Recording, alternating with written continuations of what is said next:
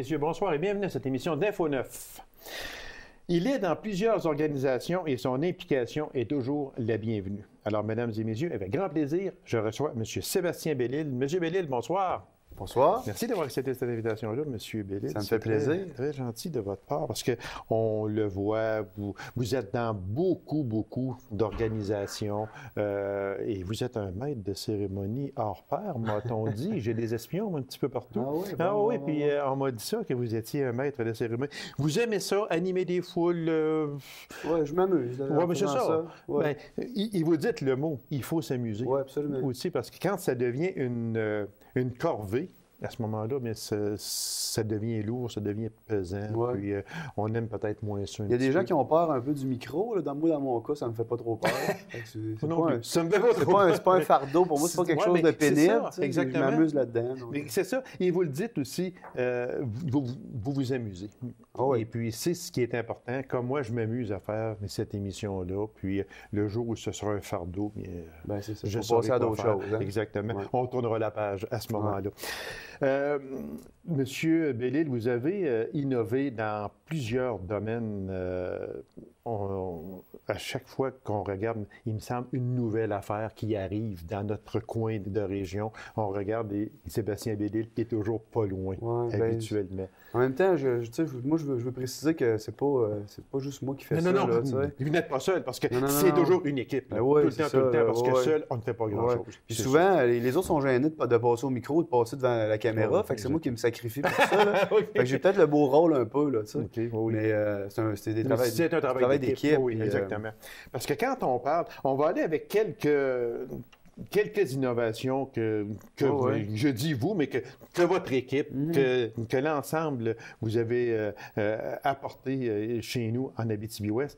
On va parler des lutins. Des lutins, c'est sûr que c'est avant les fêtes, c'est sûr. Ça prend de l'ampleur, ça. Il me semble que quand une chose comme ça commence, il y a quelques lutins, là, la première année, puis là, les gens, tout d'un coup, « Hey, c'est le fun! L'an prochain, moi, j'embarque. J'y vais. » Puis, ça a pris de l'ampleur. Qui a eu cette idée-là? Bien, tu sais, ça aussi, on a un peu copié sur des idées qui existent ailleurs. Ailleurs, oui. En fait, c'était en décembre 2011, on était inscrit à une course de Père Noël qui a lieu à Burlington, en banlieue de Toronto. Avec ma famille, avec mes enfants. Puis mon fils a été hospitalisé, on n'a pas pu y aller. Là-bas, il y a 3500 Père Noël qui font une course de 5 km. Tu sais, c'est quelque chose de gros et d'envergure qui existe depuis d'ailleurs plusieurs années. Puis on n'a pas pu y aller cette année-là. Fait que j'ai des amis qui m'ont dit pourquoi on n'organise pas une ici? Parce que mon petit gars, il était évidemment bien déçu de ne pas pouvoir participer. C'est sûr. Fait qu'en 10 jours, on s'est reviré de bord. On a dit, bon, on va faire différent un peu. Plutôt que de faire une course de Père Noël, on va faire une course de lutin. Mais en 10 jours, on a organisé quelque chose d'intéressant et de le fun. Puis on était surpris parce qu'il a fait moins 38 degrés cette journée-là. Il y a eu 170 personnes quand même qui ont affronté la température extrême, là, tu sais. Puis on a fait ça en très court laps de temps. On n'avait pas fait on n'avait pas de moyens, pas de promotion bien. On a lancé ça, puis... Mais moi, je pense que des fois, quand l'idée est originale puis intéressante, les gens ils ont le goût de participer. Oui, exactement. Donc, ça a fait un peu boule de neige, puis on était très surpris de ça. Et les parents aussi embarquent beaucoup dans ça. Les grands-parents aussi. Ah oui, aussi? Oui, on avait beaucoup de familles, là, 3 générations qui participaient.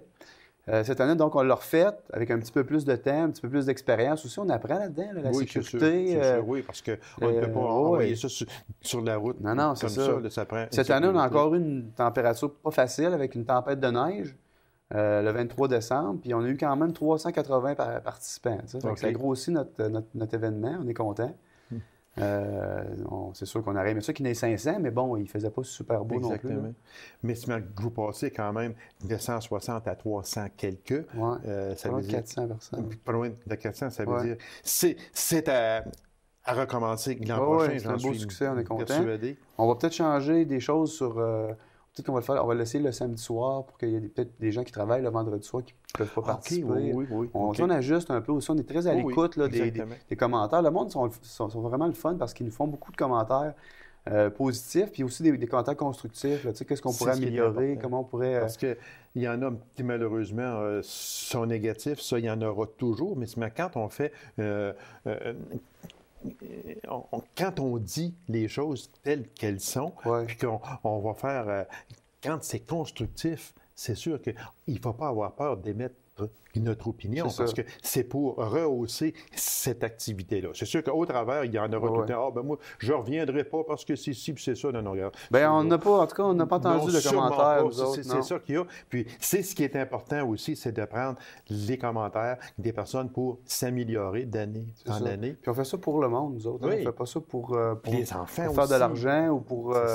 On fait vraiment ça pour le plaisir des familles. Là. Mais expliquez-nous, en gros, c'est quoi? Il se passe quoi aux lutins? Bien, en fait, là, on a créé une petite légende. On dit que les lutins ont travaillé fort dans l'atelier du Père Noël pendant de longs mois pour préparer les jouets pour Noël. Fait que là, on se dit, là, juste avant Noël, quand le traîneau est chargé là, du Père Noël, ils ont le goût d'aller se dégourdir les jambes. On invite les enfants et les parents à venir se dégourdir les jambes avec les lutins. Puis on se déguise tout le monde en lutin. Fait que ce qui est le fun, c'est que ça se passe en soirée. C'est ça, au centre-ville de La Sarre. On a quand même une belle petite ville illuminée avec les lumières de Noël. Fait qu'on se donne un point de rendez-vous, puis on fait une petite course. On dit une course, mais en même temps, c'est très accessible. Hein. C'est pas on marche plus. Il n'y a pas de chronomètre là. Non. Il n'y a pas de médaille pour le plus rapide. Il n'y a pas de médaille non. Pas de Dieu, mais pas là. Non, c'est ça. Fait que c'est comme plus une petite balade. Où on court, on marche, puis il y a beaucoup de poussettes, il y a beaucoup d'enfants. C'est très, très jeune comme... Un rassemblement. C'est ça qui arrive. Ouais. Alors, c'est sûrement à reprendre encore au mois de décembre l'an prochain. J'en suis persuadé. Ouais. Une autre belle activité qui se passe à l'automne, c'est les zombies. Oui. Ça, expliquez-nous aussi, c'est un autre beau défi, ça. Alors, expliquez-nous comment ça a commencé, puis c'est quoi exactement? Bien, toutes ces activités-là, les lutins, les zombies, puis la fête des voisins, ça part de la fête des voisins, ça, en 2010. Là. Parce qu'il y a la ville de La Sarre qui avait la possibilité de supporter un groupe de voisins pour organiser une fête. La fête des voisins, il y en a partout au Québec. Oui, c'est ça. Il y en a dans les quartiers. Des fois, c'est des petites mini-fêtes entre 3-4 voisins. C'est ça. Isabelle Damour m'a approché parce que j'étais conseiller municipal, puis elle me disait, bon, est-ce que ça te tente de faire quelque chose? Moi, j'ai approché des gens que je connaissais un petit peu, que je croisais des fois dans mon quartier. On se connaissait pas beaucoup. On était vraiment des voisins au départ. On a organisé une première fête de voisins au mois de mai 2010, je pense. Puis on a eu un succès. On a eu, je pense, 800 personnes, des jeux gonflables. On s'est donné. On a eu du plaisir à le faire ensemble. Exactement. Finalement, ça a fait une belle activité. Puis là, on s'est dit, bon, qu'est-ce qu'on fait de plus? On voulait pas faire juste une fête dans l'année. On avait trop de fun au bout du compte. Là. Fait qu'on s'est dit, qu'est-ce qu'on pourrait faire d'autre? Fait que de là est venue l'idée de la course des lutins. Puis à l'automne passé, là, on se disait, bon, on aimerait ça faire peut-être quelque chose d'autre. Puis on a vraiment pris une tangente de faire bouger les gens, de les faire s'activer, prendre des bonnes conditions, des bonnes... résolution pour leur santé personnelle. Oui, exactement. Et on aime ça aussi faire bouger les enfants et leurs parents, faire ça ensemble. Tu sais, on joue moins avec nos enfants. On joue moins. Sous le prétexte qu'on n'a pas le temps. C'est ça. Tu sais, on a toutes des carrières. Oui, exactement. Les enfants ont des activités aussi, souvent le hockey, le patin, la gymnastique, mais c'est rare qu'on peut participer comme parents avec nos enfants. Fait qu'on joue moins. On est comme plus organisés, on dirait. Hein? Oui. Donc, nous autres, on s'est dit, on veut faire des activités où les enfants et leurs parents peuvent s'amuser ensemble. Puis l'activité des zombies, la fameuse attaque de zombies, ça, c'est mon coup de cœur, vraiment. Là. Moi, j'ai vraiment trippé, là. On a eu presque 800 participants au bout du compte. Ça s'est passé au 4-20. 800 c'était fou. Oui. On était en haut, vous connaissez le site du 4-20, on était installés en haut. Quand on a vu les voitures arriver, c'était un samedi après-midi, on a vu les voitures arriver dans le stationnement, il était plein. Il y a des autobus scolaires qui sont arrivés de Rouen, puis d'Amos. On a comme fait « Wow, OK, là, qu'est-ce qui se passe? » Vous n'auriez pas pensé ça si gros que ça, là? Non, vraiment pas, là. Mais on se dit, on aimerait ça, parce qu'on a travaillé fort. Quand on travaille fort sur quelque chose comme ça, on veut que le monde vienne. C'est ça, exactement. Ça coûtait 5 $ pour participer. Fait que c'était minime. On se dit, on veut que ça soit le plus accessible possible. Oui. Puis on veut pas qu'il y ait aucune famille qui dise, ben là, je peux pas participer parce que ça coûte trop cher. Il y a ça, ça fait donc, c'était un de nos objectifs. Fait que là, de voir le monde arriver comme ça, on était vraiment heureux. Puis le concept, c'est que, puis ça aussi, on a pris ça existe aux États-Unis depuis déjà quelques années. Le concept, c'est qu'on a un trajet à faire. Dans ce cas-là, c'était dans les sentiers du 4-20. Puis sur le trajet, un petit peu partout, il y a des zombies, des morts vivants qui sont cachés. il faut courir avec des vies, avec des petits rubans rouges qui représentent les vies. Okay. Les zombies, eux autres, veulent arracher nos vies pour qu'on meure. Nous bouffer, finalement. Fait que c'est très ludique. Puis moi, je suis chanceux parce que on avait comme une petite cabine au départ. On embarquait le monde là-dedans. Puis on lui faisait un petit pep talk pour les crinquer avant leur départ. Puis je voyais des pères de 45 ans, puis le gars de 15 ans ou 17 ans. Tu sais, c'est la génération, là, ado, là, de 15 ans à 20 ans, là, tu sais, tout est plate, là. Puis, faire des activités avec les parents, pas évident. On repassera. Là, je voyais un gars de 17 et un père de 45, puis les deux, là, avaient des yeux de 17, là. Les deux étaient comme « wow », là. On embarque, on y va. Oui, on a vu beaucoup de pères aussi. Tu sais, nos activités comme les lutins, souvent, c'est les mères qui font les activités familiales. Oui. Fait que là, vous avez sorti les pères. Oui, on est contents parce qu'on a eu beaucoup de pères et on a eu beaucoup d'ados, là, tu sais. OK. Mais attirer 800 personnes dans une pareille, parce que c'est quand même une très belle activité. Les jeunes, puis c'est ça, là. Attendez-vous l'an prochain. Oui, parce qu'on a entendu parler après aussi. Oui, c'est sûr. Si on était très fiers. Activité, vous avez réussi à faire monter 800 personnes au 420, il va falloir que vous alliez, je ne sais pas où, là, moi, j'étais très fier. J'ai vu sur les réseaux sociaux, après l'événement, des ados qui échangeaient avec leurs amis à eux autres, dans leur langage à eux autres, puis qui disaient « c'était malade, wow ». Les autres disaient « de quoi tu parles ». L'autre, il dit « t'as pas manqué ça, pas vrai que tu étais. L'année prochaine, je vais être là ». Il y en a qui se sont filmés avec des caméras GoPro, ils ont envoyé ça sur Internet. Ça a vraiment... on a senti l'engouement. C'était vraiment... beaucoup de personnes l'automne prochain. Ça, c'est... Je voudrais dire d'ailleurs que si on réussit à faire des choses comme ça puis à le garder accessible, c'est beaucoup parce qu'on réussit à convaincre des commanditaires. Tu sais, quand on a approché des commanditaires au départ, on va dire on va faire une attaque de zombies dans le bois, on va aller courir déguisés en zombies, il faut le faire. Il faut que ça prenne de l'ouverture d'esprit beaucoup. Puis merci beaucoup à Mine Horizon, à Desjardins qui nous suivent dans toutes nos folies. Là. Mais ce sont de belles folies. Ce sont de belles folies. Oui, mais il faut, pour une entreprise privée, de dire, OK, je vais commanditer une affaire comme ça, il faut le faire. Vous arrivez avec Mine Horizon, avec Desjardins, vous allez vous beaucoup asseoir. Beaucoup d'autres aussi. Il y en a plein d'autres, je ne veux pas nous oublier. Vous allez vous asseoir, puis voulez-vous commanditer parce qu'on va faire des zombies. Aïe, aïe, c'est quoi ça? C'est pas facile à vendre. Ça, je vous le donne. C'est vrai. Alors, bravo à ces commanditaires-là, puis à tous ceux qui, de près ou de loin, participent également. Mais, Monsieur Bellil, attendez-vous l'année prochaine, si vous en avez eu 800 cette année, est-ce qu'on peut doubler l'année prochaine? J'aimerais ça dépasser le 1000, en tout cas. Alors, vous allez sûrement... je pense qu'on va prendre une petite gageure après l'émission tous les deux là-dessus. Fait que ça sera... il s'est reporté au mois d'octobre prochain, ça c'est sûr et certain. On va peut-être essayer de le faire plus tôt l'année prochaine. Donc, on va le faire dans le coin de l'Halloween. Oui, c'est ça. On est en Abitibi-Ouest, hein? Il fait frette un peu, il y a de la neige, il y avait beaucoup de bouettes. Ça veut dire que ça pourrait aller septembre. On va peut-être aller début octobre. Ou début octobre, avec une belle journée, meilleure température. Automnale. On était chanceux cette année, mais... Parce qu'habituellement, fin octobre, habituellement, c'est le temps des pluies, le temps de la neige. Souvent, c'est la première neige à l'Halloween. Oui, assez souvent, exactement. Alors, bravo, M. Bellil, puis attendez-vous, le 1000, vous allez le frapper, j'en suis persuadé. Défi Speedo Sprint International. Ça, là, il y en a qui peuvent avoir froid. Ça, là, oui, ça, c'est un peu...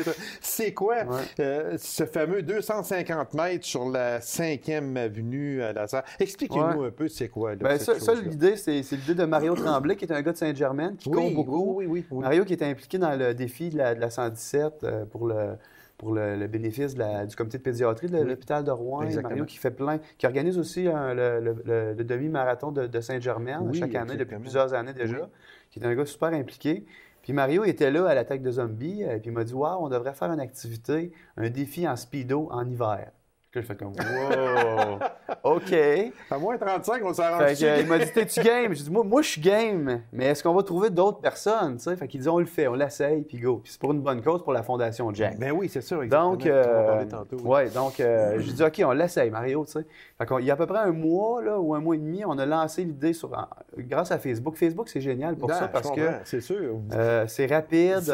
On réussit à rejoindre beaucoup de monde par le bouche à oreille. L'effet des réseaux sociaux. Puis on n'a pas de moyens, nous autres, pour faire des activités, on n'a pas beaucoup de sous pour payer de la pub à la radio, à la télé. Que ça, c'est le moyen idéal. Fait que là, ça va vraiment bien, puis on rejoint facilement du monde qui ont le goût de participer. Fait que l'idée de base, c'est de dire, on va se déshabiller en speedo, en costume de bain, là, puis on va courir sur la 5e avenue, là, c'est la petite rue commerciale au centre-ville de La Serre. 250 pour se faire commanditer, pour ramasser des dons pour une bonne cause pour les enfants. Fait que là, on s'est dit, nous autres, on va être 7, peut-être. Mais pour un petit peu pousser l'audace, quand j'ai fait l'entrevue à radio, à RNC, les médias, j'ai dit, on aimerait ça être 20. T'sais. Mais 3 semaines plus tard, on est rendu 54 personnes. on va dépasser sûrement le 60 participants. Puis ce qui est fantastique, c'est qu'il y a des gens de l'extérieur qui communiquent avec nous autres en disant, c'est quoi juste les règlements? On veut participer, on trouve ça original. J'ai un monsieur de Landrienne qui a communiqué avec moi en me disant, je suis pas un sportif, là. Mais c'est trop fou, c'est trop drôle, puis c'est trop pour une bonne cause, je vais participer.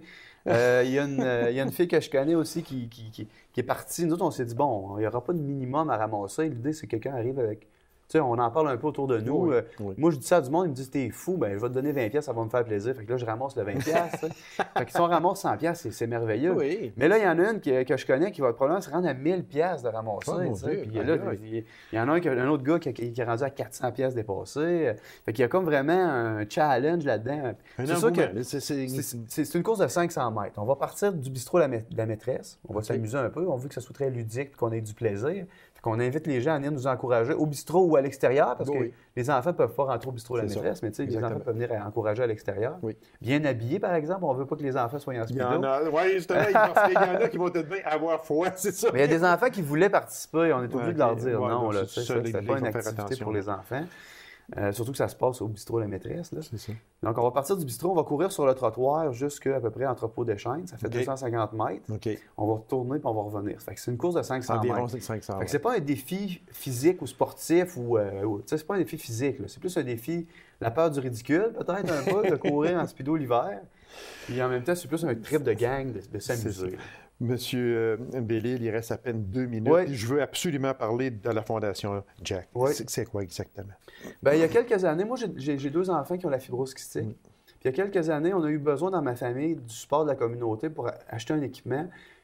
Puis bon, c'est difficile comme parent de demander de l'aide. Hein? C'est jamais facile. C'est vrai. Moi, je suis un gars qui s'implique dans plein d'affaires, mais quand c'est pour les autres, c'est toujours plus simple de demander et d'organiser des choses. Pour soi-même. Quand c'est pour nous autres, c'est pas facile. Je l'ai vécu ça, puis moi, je suis tout le temps en train de le rappeler que les gens d'Abitibi-Bas, on est solidaires, puis on est...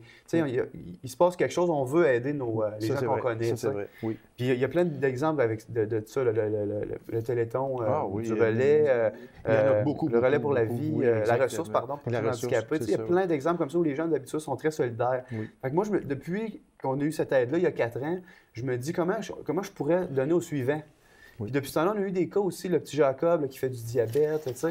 Donc, comment on peut aider les enfants? Mais là, on est en train de créer une fondation. Je reviendrai, Gabi, vous en parce parler. Que là, le temps nous manque, puis je veux absolument vous réinviter pour venir parler de cette fondation. Puis, je viendrai avec peut-être la présidente, parce que c'est pas juste moi là-dedans. Monsieur Bellil, vous serez le bienvenu tout le temps. Puis on se reparle après l'émission pour prendre un rendez-vous. Puis je veux absolument qu'on parle de cette fondation-là. C'est pour les enfants d'Abitibi-Ouest, pas pour des fondations à l'extérieur. Monsieur Bellil, merci beaucoup, puis on se revoit très bientôt. Bien, ça me fait plaisir. Merci infiniment. Alors, mesdames et messieurs, courte pause, on vous revient immédiatement après. Restez avec nous.